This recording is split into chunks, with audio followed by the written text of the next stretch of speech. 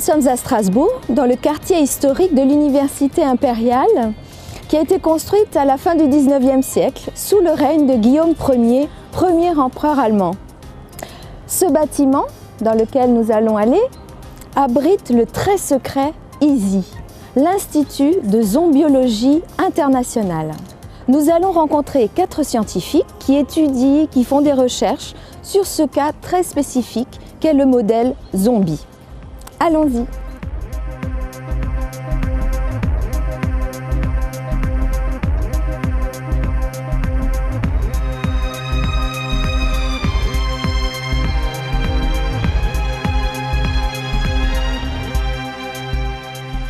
Alors ça n'a pas été une opération facile, ça n'a pas été une opération rapide. Avec mes collègues de l'Institut de Zombiologie internationale, nous avons eu plusieurs réunions qui avaient pour but d'essayer de trouver un modèle alternatif au modèle que nous utilisions habituellement dans le cadre de nos démarches expérimentales.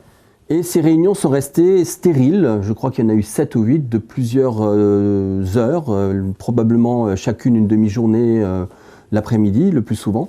Et nous étions vraiment dans l'impasse, c'était un mois d'octobre, si mes souvenirs sont bons, alors je ne sais plus exactement quel jour, mais je me rappelle très bien qu'il était 15h47 et que c'était en 2004 lorsque Laurent Nexon, un collaborateur de l'Institut de Zombiologie internationale, est entré dans la salle où nous étions en train de nous regarder dans le silence, dépités, complètement décomposés les uns les autres. Et il nous a tout simplement interpellés en nous demandant: c'est quoi cette tête de déterré là? Et ça a été l'Eureka, l'espèce d'étincelle qui allait lancer le projet sur ses rails, depuis la conception jusqu'à la création, la construction du bâtiment et le fonctionnement aujourd'hui de l'Institut tel que vous le découvrez. Jean-Christophe et moi avons tout de suite compris l'intérêt du modèle du zombie en neurosciences. Alors, bon, il a fallu expliquer d'abord à Anne ce que c'était qu'un zombie, et puis Rory croyait que c'était une blague, mais finalement on est tous tombés d'accord là-dessus, le zombie offre des perspectives absolument uniques dans le domaine des neurosciences. Le zombie, c'est un être mort, chacun le sait, mais un être animé, un être qui bouge, qui peut marcher, qui peut même interagir avec autrui, pour le manger éventuellement, mais c'est une forme d'interaction. Et tout ça, c'est permis forcément parce qu'il leur reste de cerveau. Et la question, c'est, ce cerveau, ça leur permet d'aller jusqu'où en fait? On a ce qui est visible, mais qu'est-ce qui se passe vraiment dans leur cerveau? C'est une de ces questions à laquelle on veut répondre ici. Le cerveau des zombies, c'est un modèle fascinant parce que déjà, il est très similaire à celui de l'homme, mais aussi en plus parce qu'il est très détérioré. Donc ça nous sert comme bon modèle d'étude pour différentes fonctions, différentes altérations du système nerveux central qu'on peut trouver chez l'humain et que déjà chez les zombies, chez les cerveaux de zombies, on les trouve déjà à cause de toutes ces altérations anatomiques, fonctionnelles, de taille, de fonction, etc. Donc c'est pour ça qu'on a décidé d'aller chercher comme modèle les zombies pour toutes nos recherches. Voilà Engel, ici vous êtes au cœur du Zombiotron, la seule animalerie au monde conçue pour les zombies. Vous n'en trouverez pas ailleurs. Alors comme dans toutes les animaleries classiques, vous avez une partie laverie, pour nettoyer tous les ustensiles qui ont été souillés par les chairs en décomposition, les fluides, etc. Vous avez une partie chambre froide pour stocker la nourriture. Alors, pas la nôtre, c'est celle des zombies, qui consiste principalement et presque exclusivement en un certain nombre de viandes, des viandes diverses, mais surtout de la chair humaine. Vous avez ici des collègues et vous avez des chambres d'expérimentation où les chercheurs peuvent faire leurs tests, etc. Donc, derrière chacune de ces portes que vous voyez là, se trouve ce qu'on appelle un studio, c'est-à-dire l'endroit où l'on garde les zombies, ou les zombies, ou les morts-vives, si je peux faire cette petite blague. C'est-à-dire, ça consiste en des pièces de 9 mètres carrés, complètement équipées d'un matériel ultra moderne et complètement adapté à la stabulation du zombie, dans un environnement enrichi qui leur permet le bien-être et des performances cognitives. Ça ressemble un peu à des cellules de prison, non? Non, on préfère parler de studio, vraiment. En fait, venez. Collez votre oreille. Là. Regardez. Plus près, venez. Ouh, Jean-Claude. C'est pas dangereux? Bon, travailler sur le zombie, c'est pas comme travailler sur les souris ou les humains. Hein. Faut savoir que ça comporte un certain nombre de risques, mais maintenant on a développé un certain nombre de protocoles rigoureux pour faire face à ce comportement agressif qu'on ne rencontre pas hein, chez les humains ou les rats. Bon, il faut savoir que ça reste dangereux. Par exemple, si vous vous faites mordre par un rongeur, ça prête pas trop à conséquence. Vous avez une petite morsure, tandis que vous vous faites mordre par un zombie, c'est quand même pas pareil.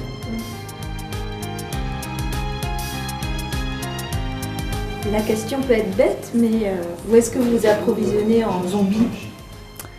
Dans la rue, tout simplement.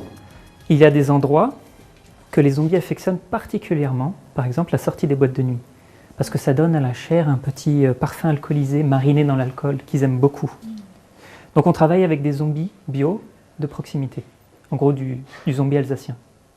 Vous voyez par exemple, dans la ville là, on a marqué les petits hotspots, les endroits où on trouve le plus facilement des zombies. Mais d'ailleurs, ça pose un problème aux gens qui travaillent, qui chassent, parce qu'il faut travailler de nuit. Donc déjà, c'est un inconvénient. Et puis, il faut savoir que le directeur de l'Institut est un peu chiche sur le paiement des heures supplémentaires. Donc ça pose des problèmes. Mais bon, ça se comprend, parce qu'avec les clopinettes que l'État donne pour la recherche, hein, on sait que si on se rend dans ces zones, à tous les coups, on en trouve. Bah, chacun en a fait l'expérience de toute façon. Tout le monde a vu des zombies au sortir des boîtes de nuit. Ouais. Donc c'est là qu'on chasse. La question à laquelle j'aimerais vraiment répondre, hein, c'est est-ce que les zombies ont une conscience, hein? Est-ce qu'ils pensent hein? Et du coup, est-ce qu'ils savent qui ils sont? Et donc, est-ce qu'ils peuvent répondre à la question « Qui suis-je » ? Alors, d'habitude, dans ma vie antérieure, je demandais aux participants à nos études, c'était simple. Hein. Et donc, ça donnait quelque chose comme ça. Petit, je rêvais d'être camionneur. Hein. J'ai eu mon permis à 18 ans. J'aimerais reconduire. Hein. Et des camions de viande froide. Hein. Et d'ailleurs, j'ai rendez-vous chez le boucher demain. Ça, c'est une narration. Et surtout, on a un passé. Petit, je rêvais d'être camionneur. Le présent, j'aimerais reconduire. Et le futur, j'ai rendez-vous chez le boucher demain. Seulement, ça ne marche pas. Parce que les zombies ne nous parlent pas, en tout cas pas de façon élaborée comme ça. Ils ne peuvent pas nous narrer leur histoire. Et donc, il faut trouver d'autres moyens. Et il faut, à mon avis, trouver d'autres moyens parce qu'on ne peut pas se fier à notre seule impression. Notre seule impression, c'est que s'il y a une conscience chez les zombies, ça serait ça. Les steaks dans le passé, dans le présent, dans le futur, mais tellement partout qu'en fait, il n'y a plus ni passé, ni présent, ni futur. Et donc la question, c'est, même si les zombies ne peuvent pas nous en parler, est-ce qu'il y a quand même une conscience minimale chez ces zombies? Donc, conscience minimale, c'est une conscience non verbale, une conscience d'être là. Et avec un sens du passé, du présent et du futur, un peu comme la musique. Dans la musique, on a la note qui vient d'être jouée, la note en train d'être jouée et la note du futur. Et c'est parce qu'on les relie que ça fait une mélodie et c'est une forme de narration aussi. Et surtout, donc, encore une fois, il y a le passé, le présent et le futur. Et donc, la question c'est, est-ce que les zombies ont conscience qu'ils sont là, qu'ils viennent du passé et qu'ils vont vers le futur ? Un peu comme une mélodie, donc pas juste comme une note isolée, ou des notes isolées séparées les unes des autres, où il n'y a plus de mélodie, mais vraiment une mélodie où on relie les notes les unes avec les autres, et dans une continuité dans le temps. Comme nous ne pouvons pas leur poser la question, nous allons chercher d'autres moyens. En l'absence de réponse verbale du zombie, on essaye d'enregistrer l'activité électrique du cerveau avec un électroencéphalographe. mais ça ne réagit malheureusement que quand le zombie se met à bouger.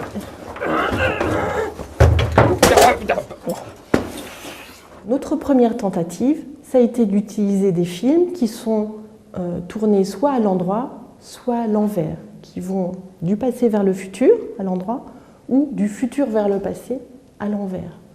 Et on utilise évidemment des films qui sont susceptibles de les intéresser, donc les steaks en train d'être cuits. Et donc, soit on cuit les steaks à l'endroit, ça va, tout le monde sait comment on fait, d'accord?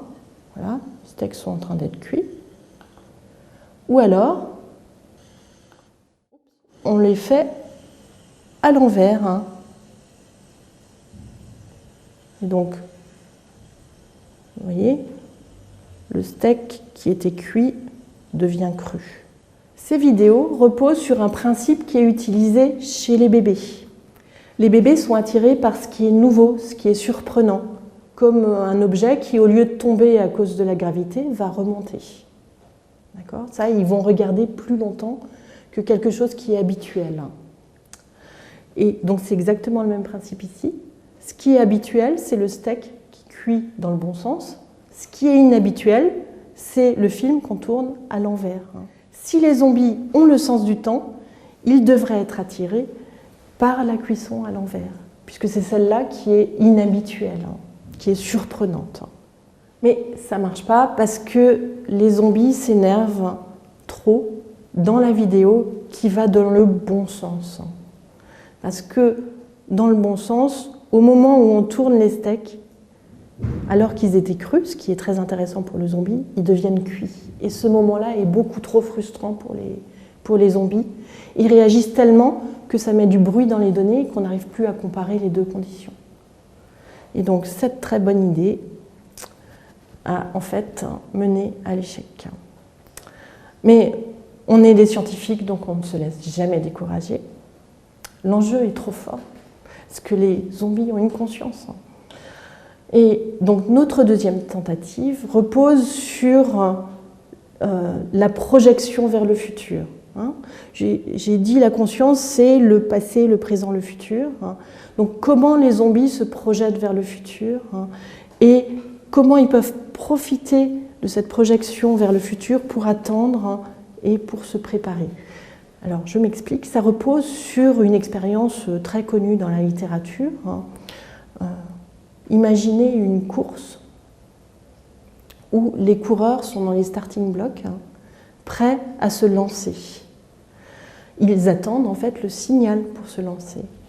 Et ils sont prêts, et plus le temps passe, mieux ils vont se préparer, et plus vite ils vont réagir, à tel point que parfois ils anticipent et ils partent trop tôt. Donc le principe, c'est vraiment ça. C'est plus le temps passe, plus on attend, mieux on est préparé, et plus vite on réagit. Je peux le redire de cette façon-là, plus un stimulus tarde à venir, plus le sujet l'attend et mieux il est préparé. Et cette expérience est d'autant plus intéressante qu'on l'a déjà utilisée dans ma vie antérieure. Et nous, on a montré qu'il y a un lien entre cette capacité d'attente et le fait d'être conscient de soi. Les sujets qui ont des troubles de la conscience de soi ont plus de difficultés à attendre et à bénéficier du temps qui passe. Ils ne vont pas être capables de réagir plus vite quand ils attendent. D'accord ? Et ce lien justifie d'autant plus l'utilisation de cette expérience chez le zombie pour répondre à la question de la conscience de soi, qui est la vraie question. Pour les zombies, il faut adapter l'expérience. On ne va pas les faire courir, ils ne courent pas très vite. Répondre sur des boutons réponse, ça ne marche pas non plus. Donc il faut trouver autre chose, quelque chose qu'ils sont capables de faire et on va pouvoir mesurer leur attente. Et donc, de nouveau, on utilise ce qui les motive, c'est-à-dire une pièce de viande froide, qui est derrière un obstacle. Ils vont pouvoir s'apercevoir qu'il y a cette pièce de viande, ils vont la sentir et donc ils vont se diriger vers elle. Ils vont vouloir l'attraper, l'avaler. Mais il y a l'obstacle. le truc, si on peut dire, de l'expérience, c'est de lever l'obstacle après un délai défini par nous-mêmes, en fait. Et la question, c'est est-ce que les zombies vont apprendre à attendre et savoir, pouvoir se préparer et savoir attendre que l'obstacle se lève. Donc il y avait deux réponses comportementales possibles. Soit les zombies ont compris que de toute façon l'obstacle va se lever, donc c'est pas la peine de s'énerver, on attend, on ne frappe pas sur la porte, ce qui est évidemment leur comportement naturel. Naturellement, le zombie, il voit ou il sent un morceau de viande, il tape sur la porte pour essayer de lever l'obstacle lui-même. S'il a compris comment l'expérience marche, il peut attendre, arrêter de taper sur la porte. Ou alors, parce qu'il ne peut pas s'empêcher de taper sur la porte, s'il a compris ou s'il attend, s'il bénéficie du passage du temps, il va frapper plus fort quand le moment de lever de l'obstacle approche. Jusqu'ici, ça ne marche pas. Mais encore une fois, une absence de preuve n'est pas une preuve d'absence. Et donc ce sont peut-être nos conditions d'expérience qui ne permettent pas de mettre en évidence le sens du temps et donc le sens de soi chez les zombies. Donc on ne désespère pas, on a plusieurs perspectives, et l'une des perspectives qui me tient particulièrement à cœur, c'est d'utiliser l'histoire du zombie. Donc, par exemple, le zombie camionneur de tout à l'heure, eh bien, dans sa vie antérieure, il aura établi des routines. L'une de ces routines, c'est d'attendre au feu rouge et d'attendre que le feu rouge passe au vert. Le feu rouge qui passe au vert, il y a toujours un délai. C'est exactement le même principe. On attend et on se prépare, en l'occurrence, à appuyer sur la pédale d'accélérateur. Et là, donc on va adapter de nouveau cette expérience aux zombies en utilisant, aux zombies camionneurs cette fois, en utilisant, au lieu d'un son qui démarre l'expérience, on va utiliser le feu rouge qui passe au vert. Est-ce que, parce qu'il a automatisé cette attente, il va être capable d'utiliser ce signal pour montrer que finalement, il a quand même un sens du temps, un sens du futur et peut-être un sens de soi. Donc on ne désespère pas de montrer qu'il y a une trace de conscience minimale chez au moins certains zombies. Il arrive qu'on puisse identifier certains zombies, je veux dire qui ils étaient avant de mourir. Mais la plupart du temps, les informations sur leur passé nous échappent, on ne sait pas qui c'est. Par exemple, ici, nous avons un zombie fraîchement arrivé dans la salle de transition et on n'a absolument aucune information dessus. C'est Madame Metzger, je la reconnais. Qui ? Madame Metzger, mon ancienne prof d'SVT. Vous me reconnaissez, Madame Metzger? Une prof de SVT, vous dites ? Ben oui. Bah ça m'étonne pas, c'est des vraies pourritures celles-là, c'est les pires. De toute façon, elle ne vous reconnaîtra pas, hein. Ils se souviennent de rien. En matière de mémoire, chez le zombie, les choses vont se jouer au niveau de cet organe, le cerveau, qui est constitué d'un certain nombre de lobes, le lobe frontal devant, le lobe occipital derrière, sur le côté, le lobe temporal.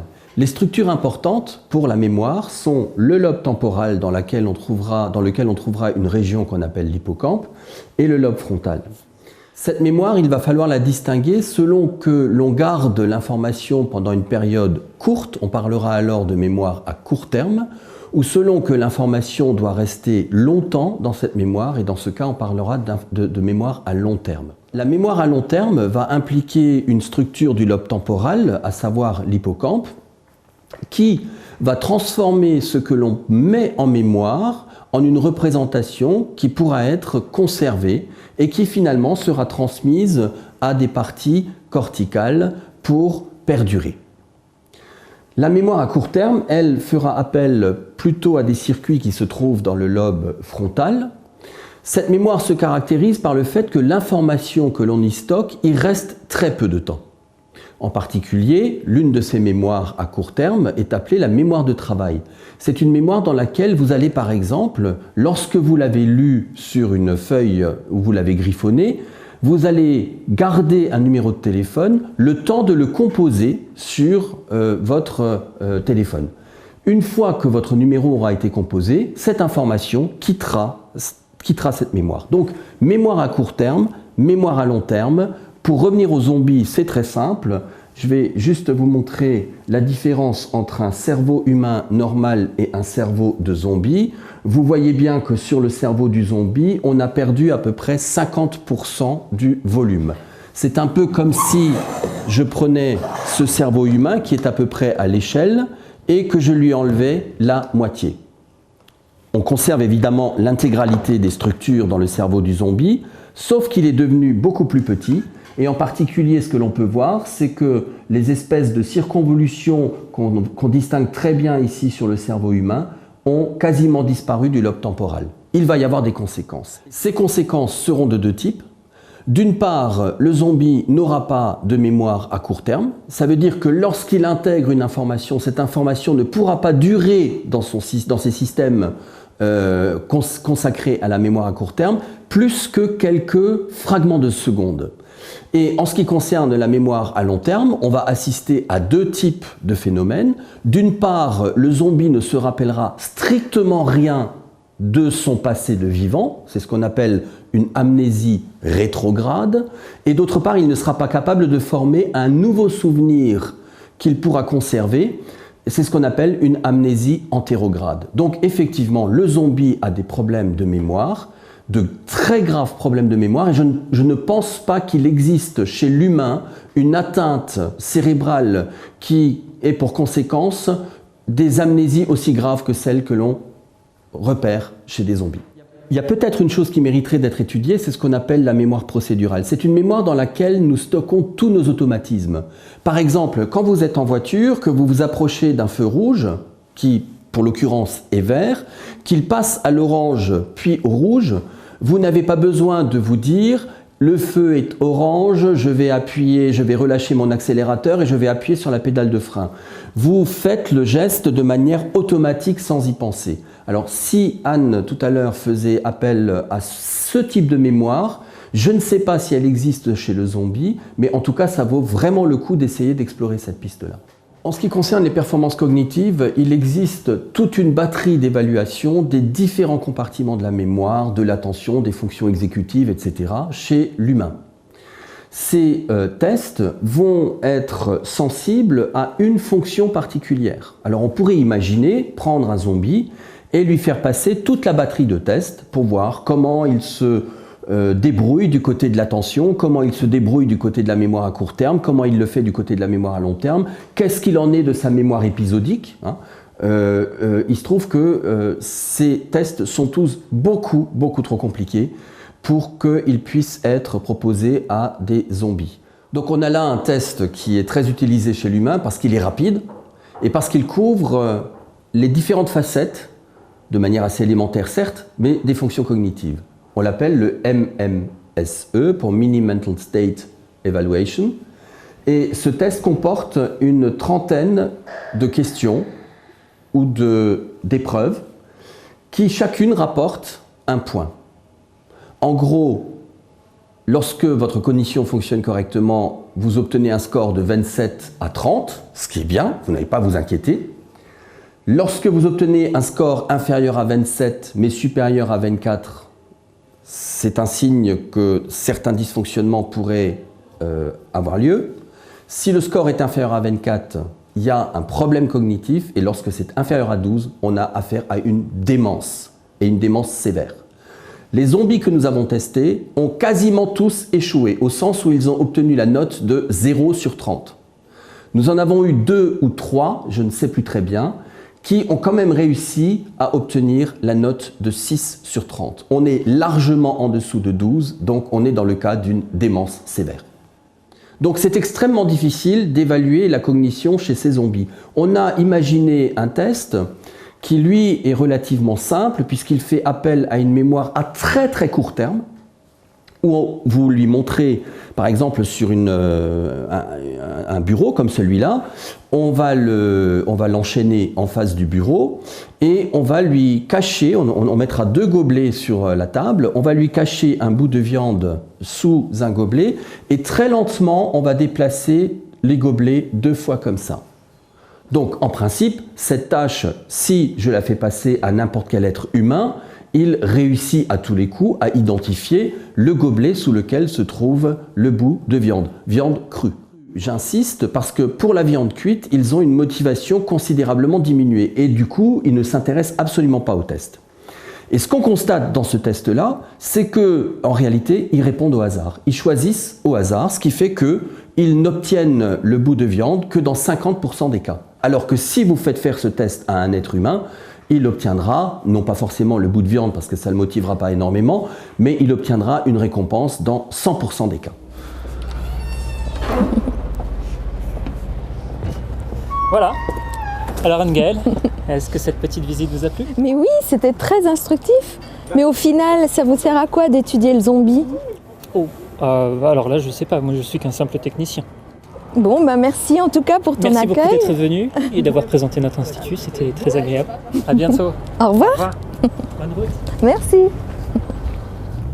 Notre conclusion pour cette première étude, on a vu que les zombies, ça reste quand même un super modèle, un modèle très intéressant pour étudier des fonctions fondamentales comme le cycle veille-sommeil, la prise alimentaire et surtout toutes les pathologies associées à ce type de fonctions, comme dans les cycles veille-sommeil, toutes les perturbations du sommeil, l'insomnie, la parasomnie, la narcolepsie, etc. Mais aussi pour l'aspect de la prise alimentaire, pour étudier des problèmes de compulsivité justement, une prise compulsive de nourriture, des problèmes qui peuvent amener à des autres types de pathologies, telles que l'obésité ou alors à une anorexie par exemple.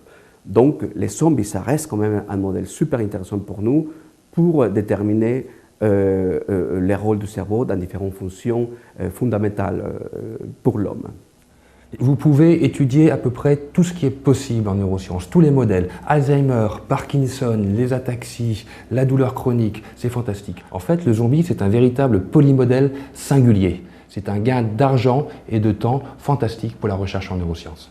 Le fait que les zombies soient proches de l'humain, fonctionnellement, qu'ils aient toujours un cerveau qui marche un petit peu, rend ce modèle éminemment intéressant. Par exemple, pour la question de la conscience, c'est évident.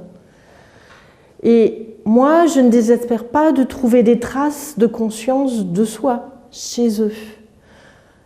Et dans ce cas-là, ça aura des implications aussi sur la façon dont on peut s'occuper de nos zombies. Mais en attendant, on n'a aucune trace de conscience, et notamment de conscience de soi.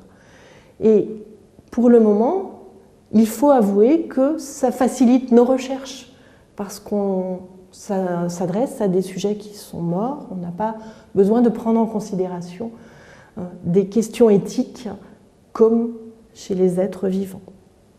Ce modèle de zombie nous a permis de faire énormément de progrès sur des aspects neuropathologiques, histopathologiques liés à ces maladies neurodégénératives.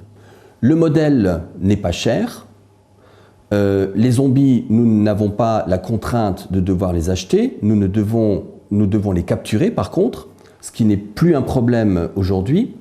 Et de surcroît, j'ajouterais que nous avons une attitude fondamentalement éco-responsable, puisque ce zombie ne dégage pas de CO2, que de surcroît, lorsqu'une expérience est finie sur l'un des individus, nous le découpons en morceaux et nous le donnons à manger aux autres, ce qui fait qu'il n'y a quasiment aucun risque.